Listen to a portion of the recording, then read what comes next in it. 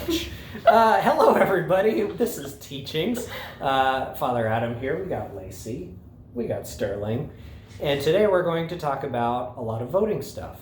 Because election season is coming around the corner. Some of us have voted before. Sterling, you've voted before, I'm sure. Yes, sir. Lacey has not. So, you ready for your first voting? Sure.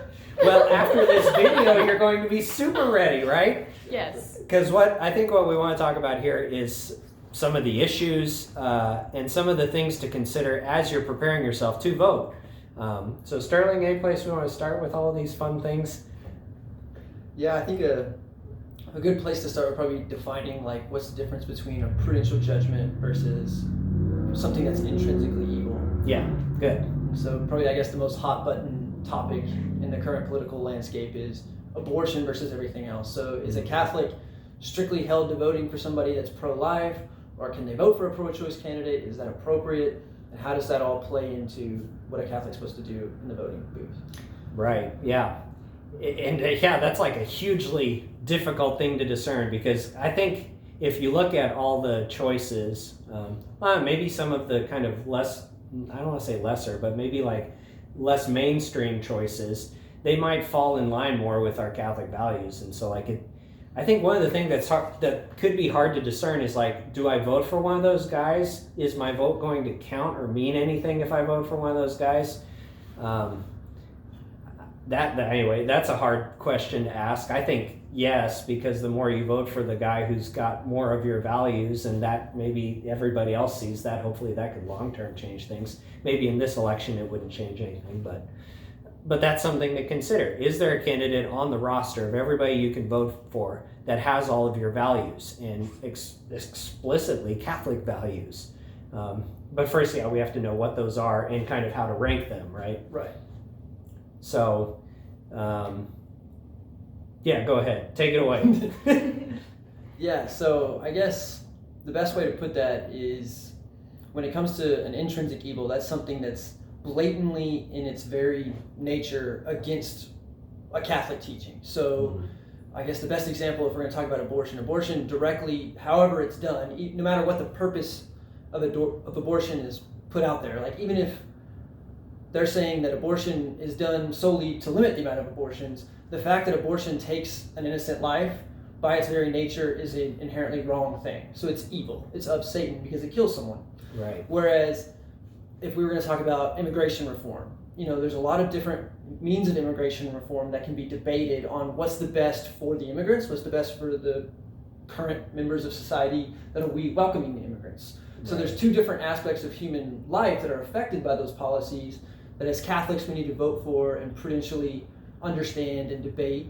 And the church allows us to have that debate because it's going to bring forth the best solution in that situation. Whereas in abortion, there's not really a debate to be had because the act of itself, no matter what it's used for, is evil. Yeah, exactly. So like thinking about self-defense, for instance, like if you kill somebody out of self-defense, the good is that you're defending yourself or your family or your loved ones. And the intention of killing this person might, hopefully it's not there, but you might do it out of the purpose is to defend your family. And so that can be a morally neutral thing in a sense. But yeah, to take innocent life, even for difficult circumstances, like in this case of rape or whatever else, that's why we look at abortion and say it's just intrinsically, by its very nature, meaning wrong. And so for us to promote that is not a Catholic thing. Right. We cannot promote that as Catholics. Versus something like immigration, whereas every country, that in Catholic social teaching, it even says every country has a right to regulate its borders. Now, what does that look like? I mean, we can talk about that all day. Does it look like opening our borders up more? Does it look like reforming our policies for letting people come into this country? Does it look like amnesty? Does it look like doing things to help other nations so that they actually want to stay in their countries? Reform of other nations? Or does it look like us as a nation cutting out things like the drug trade and sex trafficking trade so that nobody gets exploited by these things, because we as a nation are no longer buying into these things. And so again, then people would want to stay in their own countries because they're not in danger or whatever else. So there's a lot of pieces that could be in play of like, how can we actually fix this well? So it's on a different level.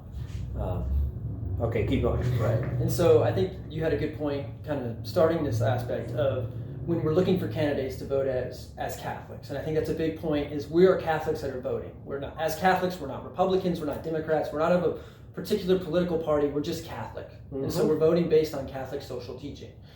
And so to throw yourself in line with a certain party, probably not the best idea, because you're clouding your moral judgment. You're not able to make a proper prudential judgment because you're voting strictly on a party line. Mm-hmm. And when we're doing that, we have to think of each and every issue with certain issues holding more weight than others. Mm-hmm. So we talked about intrinsic evils. Those are going to hold a lot more weight than other prudential judgments. So if there's a candidate that's maybe really strong on an immigration reform policy that we like, but is blatantly pro-choice and all about murdering children, even though we love that candidate's immigration reform policy, we can't culpably vote for them due to their pro-choice stance. Mm-hmm.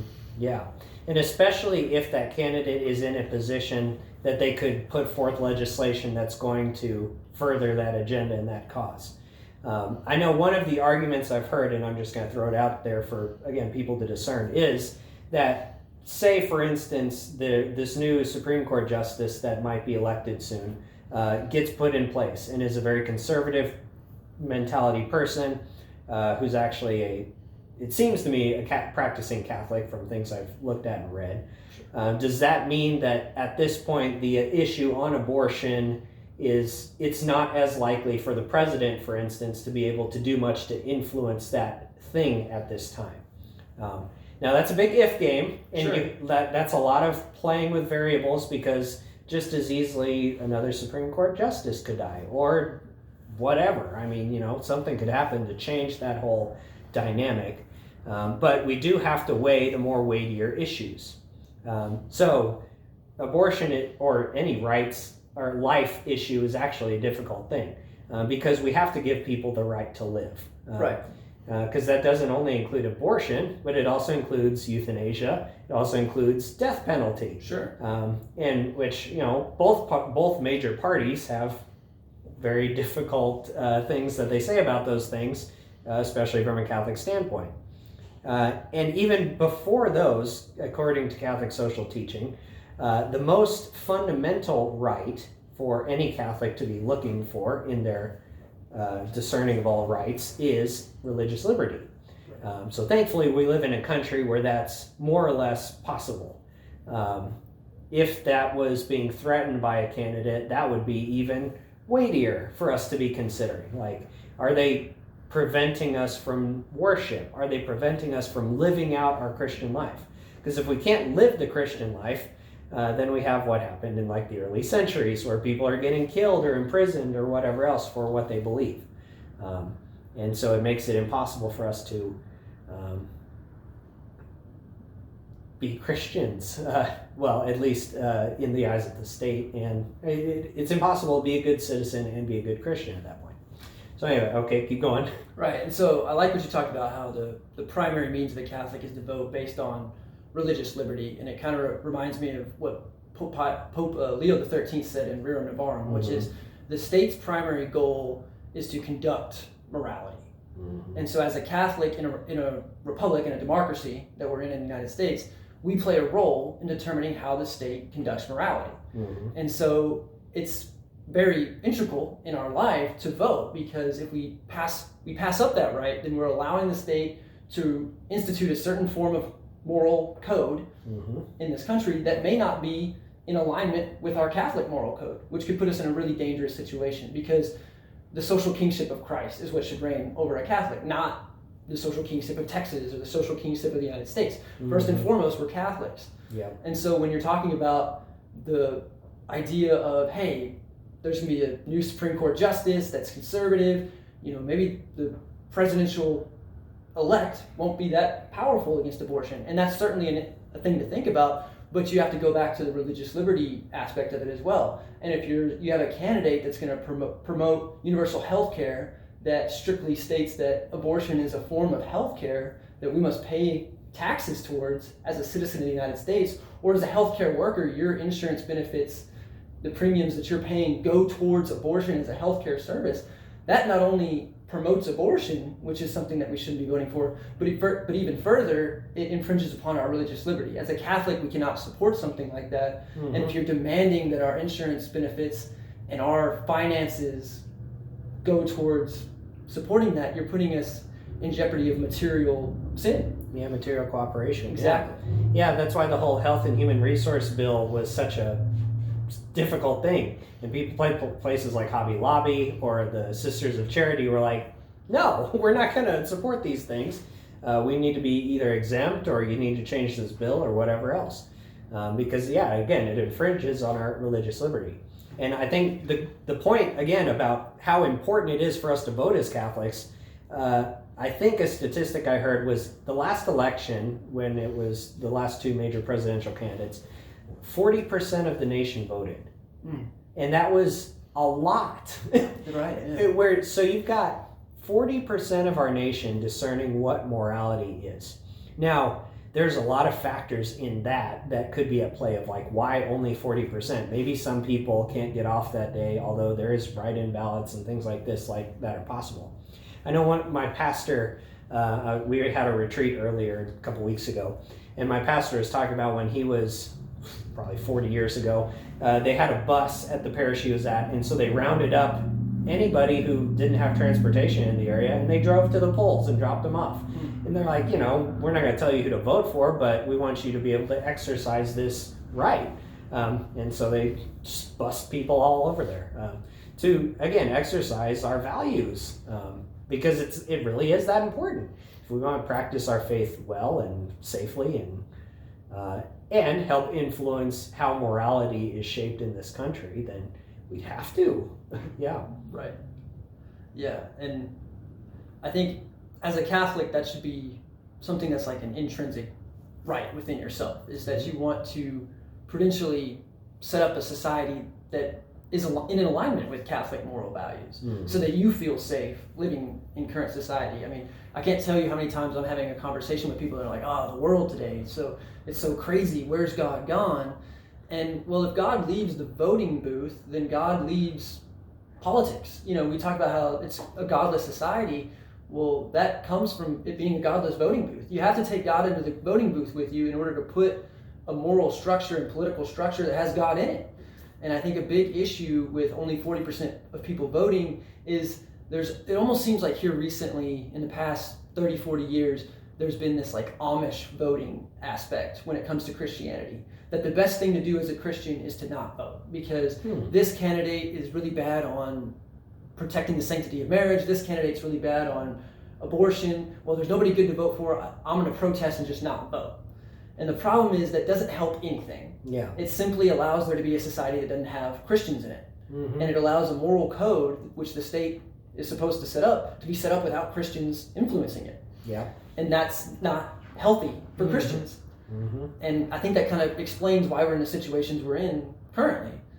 And so it is better, like you said, to vote for that third party candidate, or heck, even write in Father Adam Droll for president, or whatever. That's not better. That's not better. But in a way it is, because you are still exercising your right to vote. Yeah. And if the entire nation votes, 100% of people votes versus the 40%, and there's 30% that are random write-in ballots for a person that nobody knew of, that's an insane margin that's going to get attention. Even if they don't win, it's going to get attention. Yep. And maybe there is a third party that generates, that's the Christian party or something like that. And not saying that we should politicize Christianity, but we should moralize it, because that's what Christianity is. Yeah.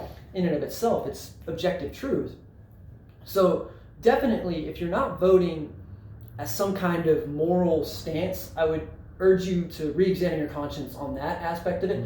Whereas if you're not voting based on sloth, if you just, I don't want to go out there, then you're kind of bordering that mortal sin range of, what did Maximilian Kolbe say? The greatest sin of the current society is indifference. And how true is it that 60% of the country doesn't want to vote who sets up the moral code in society, that speaks a lot to either indifference, confusion, indifference or ignorance. It's one of the two I words. Yeah. It's playing a role into that. Yeah. And as Catholics, we cannot be indifferent. That's a sin. Mm-hmm. And one of the spiritual works of mercy is to educate the ignorant.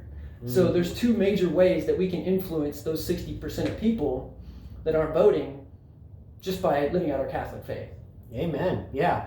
And just even talking about these things, like, can you imagine if just 20% more of the whole population started voting?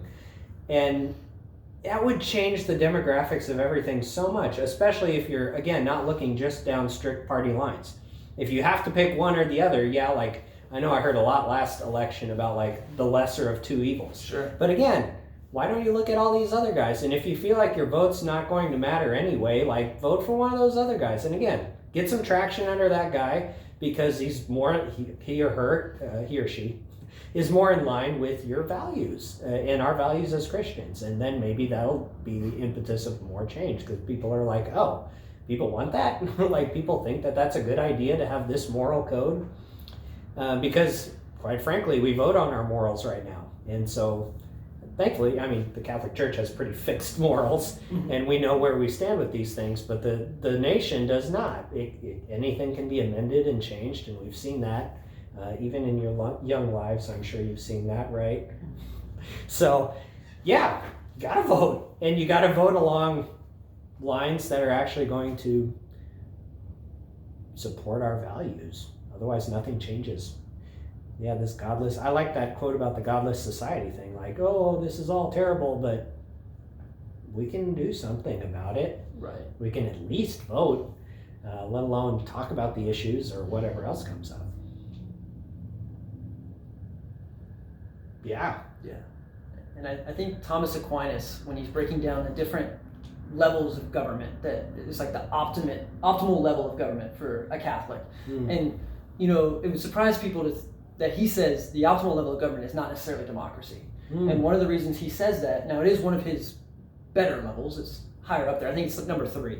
But he doesn't put it at number 1 because in order to have a moral democracy, it implies that you have to have a moral population. You have to have a moral society, because democracy allows government to be set up by society. And Aquinas' reservations towards that was you can't necessarily trust mass amounts of people to make the right decision. You know, we look back throughout biblical history, and it seems like the masses are doing the wrong and the few are doing the right. Yeah. And so, as Catholics, we're in this unique situation in Christianity that we're the largest religion in the world, but we're also the largest non-religion in the world, because the second largest religious denomination in the world is non-Catholics or former Catholics. And even within the Catholic sphere, we have so many that are confused. I mean, think about all the political leaders that have been the hot button topics in talk right now. They're saying they're Catholic, but then their actions are far from being Catholic. And so if we really want to change the way society is working, then I think as Catholics we have to understand what that means. What does it mean to be a Catholic? And to expect that from our political leaders that claim to be that. Yeah, because I'm just thinking passages like, well, for instance, you think of when Moses is on the mountain getting the 10 Commandments, all the people are saying, we're not sure where Moses is, so make us a golden calf. Like, like that's what happens. Yeah, you freak out and all the rest, and then boom. But then I also think of, like, you confess that I'm Lord with your lips, and then in your heart, you're not. So I know another thing we do have to, whenever we see somebody in error, we have to call them out and say, like, dude, you say you're Catholic, but this is directly and totally opposed to what we believe as Catholics. I'm not sure why you're saying this thing. Maybe let's have a conversation about that and see what's going on there. But like in history, for instance, excommunication is something that, it's a word that's thrown out in history, not one we use very often anymore, but all it means is it's declaring that somebody is already outside of the bounds of the church. It's not putting them outside, it's saying, hey, the line is here and you're way over there. We're just pointing that out to you. Come here. So come over here. Here's the line. Let's talk about the line. Let's bring you back in. It's supposed to be a remedy, a healing thing, and that's what instructing the ignorant should be. It's like, hey, yo, you're killing yourself with all of these things that you're doing. We want you to have eternal life. Come over here. Exactly. So, and I think that's important for Catholics to know, because I know in some of the conversations I've had, especially with sports and certain things, people like to, in the Catholic world, we like to root for other Catholics. So it's like everybody in the Catholic world roots for Notre Dame in college football because it's the Catholic school, Sure. And so I fear some of the conversations I've had, well, I'm going to vote for this candidate because they're Catholic. Mm-hmm. And we have to understand what that means. And I go back to the gospel we just had yesterday, where Jesus gives the example of the father that told his two sons to go out in the field. And the first son says, no, I'm not going to do that. But then he goes and does it anyway. He does the hard work that's necessary. Whereas the second son says, oh yeah, I'll do it, and then doesn't do it. And so it's one thing to be in agreement in word only, and it's another thing to be in agreement with action. Mm-hmm. And Christ very clearly to the Pharisees explains that it's much better to be in agreement in action than it is to be in agreement in name only. Mm-hmm. And so if someone's just Catholic in name only and they're not Catholic in action, then that's not necessarily the person you should vote for. You should vote for the person that's acting Catholic, even if they're not quote unquote Catholic, in name. Sure. And I think that's really important in the current political aspect we're in. Yeah. Just because somebody's Catholic doesn't mean, again, don't vote for Father Adam. Doesn't sound like a good idea. Exactly, yeah. Because it happens on both sides. I've heard it with both parties, like people toting one candidate or another, and basically like, I don't know, just the language that I hear with some people talking about specific candidates is almost like this is going to be the savior. Sure. It's like, oh goodness, no, we already have one of those. He's right there. Yeah. Exactly. And anybody, like if these people fall in line with him, then they're doing their duty and they're doing a good job. But it's okay to also say this candidate has faults, in the sense that I don't believe, and the church doesn't believe and practice and teach the things that this person is promoting. And that's okay. That's absolutely okay to say, I like this part, and this part's not good. This part is not, we don't support this. There's nothing wrong. It doesn't mean like you hate the guy. Sure. I think we should do that with each other all the time. Again, it's saying like, dude, you're striving here. Over here, you're outside of the bounds, so let's talk about that. And again, not to diminish anybody. I think there's a lot of fear of like, conceding an inch would be like, see, this is not a good enough candidate, now you gotta vote for my guy. I don't know. Anyway, just some thoughts about that. But. Yeah, and I like what you said about we've already got a savior, up there.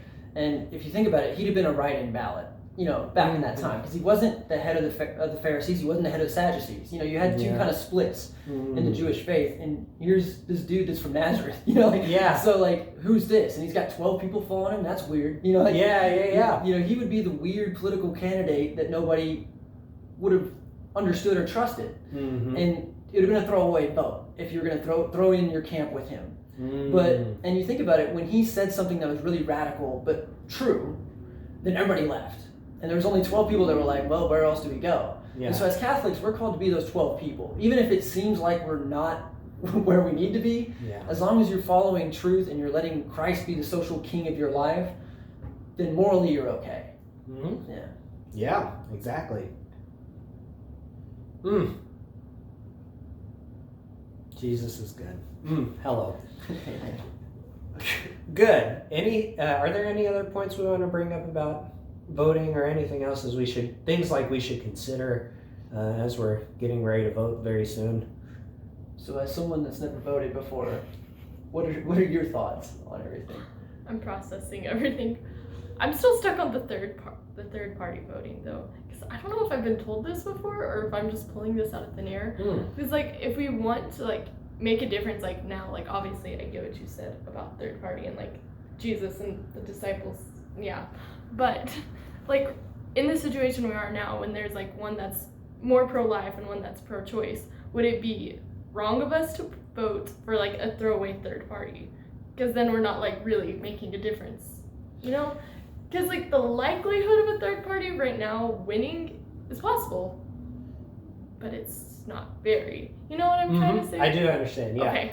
And I think this is only a theory, right? I'm ultimately not telling you how to vote, but I'm my thinking is there's a lot of people who are thinking exactly like you're thinking right now. It's like, I want my vote to count towards something, so I'm going to, there's the two parties, I have to pick one, and I want this guy over this guy because of these reasons that we're trying to weigh on the social teaching scale.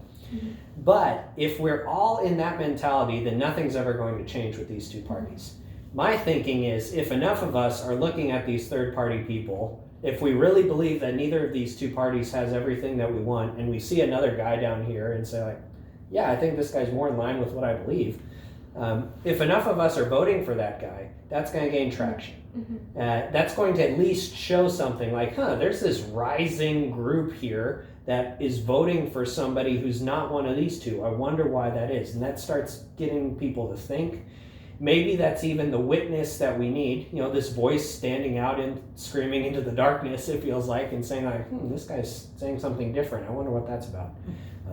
That would be my hope in voting for somebody that maybe has just more of the values that we're looking for as Catholics, or more of these intrinsic values especially, that's voting for all of these things. So basically you could ask yourself two questions. Do I want a certain outcome in this election and I'm content with it being between these two guys and I'm going to vote for this guy or that guy? Or am I looking towards a more long line change? And that's a hard call. It's just a hard call. And again, I think it's a beautiful thing to think about. Like, could you imagine if this other 60% of people were voting? Because if they all started voting for these third party guys, any of those guys could have a majority vote over what anybody else has had. I don't know. It's just right. And I think a big thing with that is you're making a very prudential question with, is it appropriate? Am I just throwing my vote away? I mean, yeah, I'm putting a name down, but is that really any different than not voting if it's not going to count? Right. And I guess my answer to that was, you don't necessarily have to vote that way in every election. So in a big election like this, that's so polarizing between two candidates, you very well might be wrong. That's not the most prudential judgment to do, is to vote for that third party. Yeah. But it is a good idea to vote Catholic in every election. And so when the Senate terms are up, I've been hearing a lot about how we need to put term limits on Congress. Well, there are term limits on Congress. It's supposed to be us, voting for those guys. And it seems like what Father Droll was mentioning, where we've had this mindset forever that it's got to be this party or that party, this party or that party. What's to prevent there from being an independent senator, or a third party senator, congressman? You can make those changes on a smaller scale first, or a third party mayor, third party school board leader. It can be a very small change. It doesn't necessarily have to start with the presidential election. Yeah. But that's just a way to encourage a different mindset of voting. Yeah. It doesn't necessarily have to start at the biggest level. Yeah, and I think that's a model, like, for instance, we have Focus here, right? And that's the model they use. All you got to do is influence 2 or 3 people to know who Jesus is. And, like, that's enough to start a grassroots movement that could take over the whole world. I mean, it's not like we're not trying to take over the whole world. But he is. I mean, he already did, yeah. Take courage, he has conquered the world. So, praise God. But that's the point. Like, we'd have to, I mean, on a grand scale, like, I don't have any clout with the president right now. Maybe Father Francis, because he lives over there. But I have no clout. But we do have clout with those who are around, and we can influence these circles. Little by little, we can see change in the world. So, going back to your point about, like, look at how society is all going down the tubes or whatever. Like, okay, well, what are you doing in your local society to be a force of change in that, inspired by Christ? Anyway, so let that be a moral conviction for you to discern. It's very easy to find excuses and things to complain about. It's very hard to find solutions. And I hear a lot of people complain about the political structure, the structure in the church, and whether or not we should, go live in Canada or go live in New Zealand or go to some other denomination of church. Yeah. And things are not always going to be great, and there's going to be strife and struggle and difficulty both in the political landscape of America and in the broader landscape of the Catholic Church as well. I mean, not every priest, bishop, cardinal is gonna be great. Mm-mm. And we are called to obey and to understand what's going on in that situation, but you're also called to enact change and to resist as a person, as a Catholic that has a moral authority of themselves. And so if there's something that's going on in your small p politic level, whether that be in the church or the person running for school board, that's your job as a Catholic to stand up against that, And so, definitely quit complaining and start mowing the lawn or something. Do something, Yeah, exactly. Amen. Amen. Good. Anything else that we want to add to this discussion? Cool. Yeah. So, definitely pray about these things. Try to inform yourself the best you can about what the issues are, who the candidates are, what they believe, what they're promoting. Remember that religious liberty and right to life are two of the, there's the fundamental one and then there's this foundational one. Those are just two very important things to look at. And then the rest, we vote, we leave things in the hands of God, and we hope for the best. And we also do trust that this guy's already conquered the world. So. All right. Well, that's enough now for teachings. Thank you guys, and we'll catch you next time.